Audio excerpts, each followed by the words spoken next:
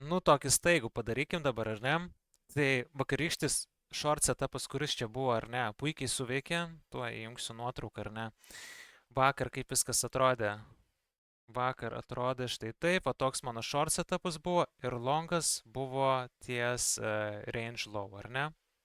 Aš truputėlį jau prisėdau prie čarto, viską persidariau, bet šita zona, jūs galite atgal video pasižiūrėti, kad pasakytumėt, kad nesumelavau, šita zona buvo štai čia. Tai čia mūsų long entries buvo. Aš truputėlį palaukiau breakout structure, ar ne, ir įlindau į tradą. Tai o iš shorto jau išlipau ir profitą pasiėmiau. Dabar mūsų range'as atrodo štai taip. Bum, viskas labai gražu, tai mes norim tradint range high ir range low, ar ne, ir ekstremalias zonas.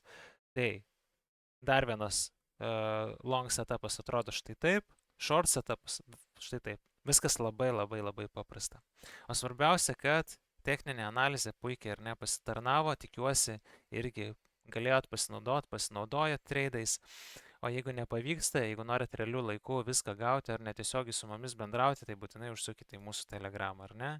Dar kartą jungsiu, telegramas Oskaras Trading, ten bus visa info, kaip galite įsigyti narystę ir prisijungti prie mūsų privačių grupių.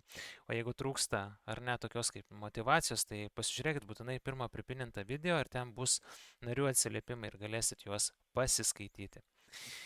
Tai va, trumpas toks video, labai trumpa analizė. Įsivaizduokit, kiekvieną dieną prisėdėt, trumpą analizę pasidarot, susimetat alertus ir viskas. Ir daugiau nieko daryti nebereikia pagal mokymus einat į tradus ir kiekvieną dieną generuojat cashą. O taip pat, blemba, toj greitai jungsiu.